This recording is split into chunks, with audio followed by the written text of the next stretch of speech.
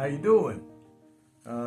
Look, so thankful to be with you this morning, to share God's Word again with you, and to tell you how much I love you and appreciate every one of you that watch these devotions on Facebook and YouTube. Just remember, if you're on YouTube and you're watching, if you'll give me a thumbs up, that lets the people there at YouTube know that you're enjoying this thing, and sometimes it moves me further into where they're showing it more often. And it would help us spread the Word of God.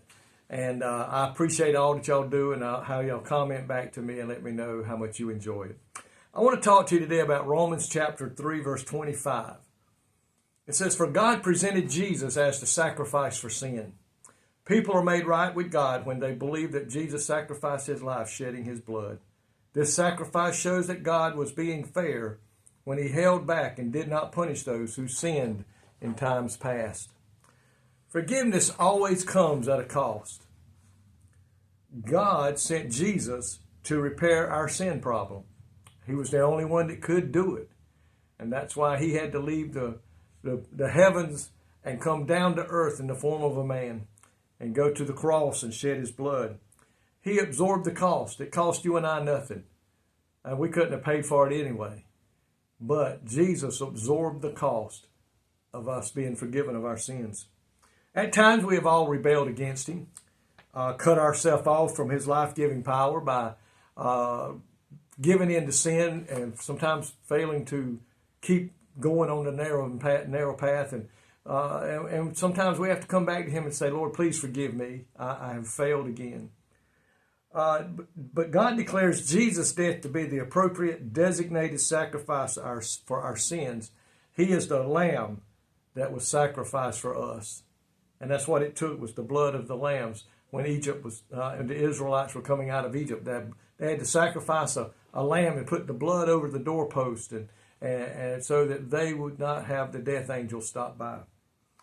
Jesus stands in our place, having paid the penalty that's required by our sins.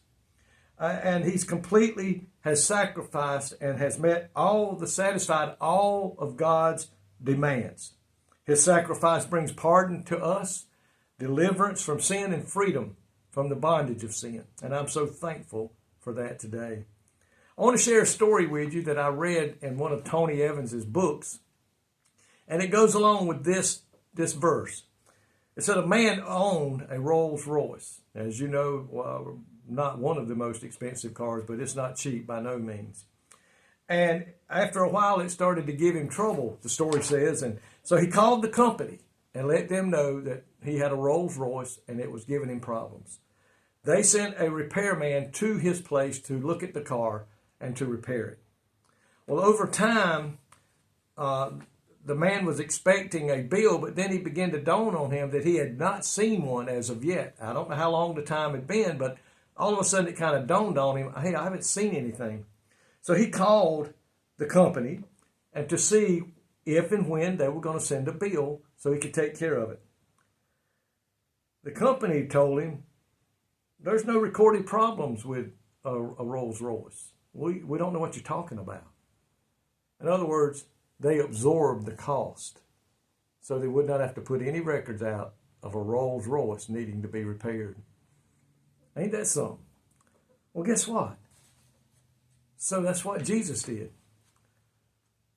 We had a sin problem.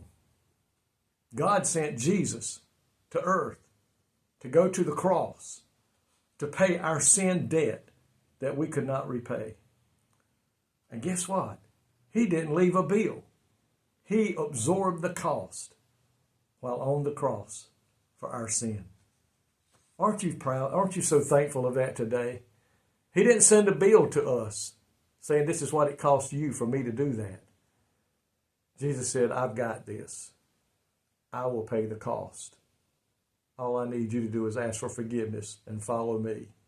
And I pray today that every one of us who's listening is a saved individual, forgiven of your sins.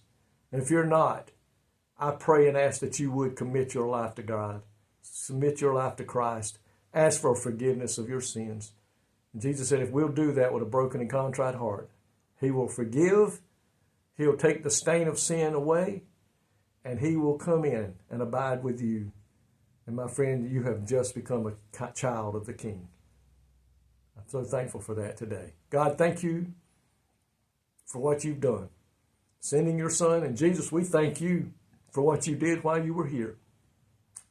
That you went to that old rugged cross and shed your blood that covers our sin forever. Puts our name in the Lamb's Book of Life.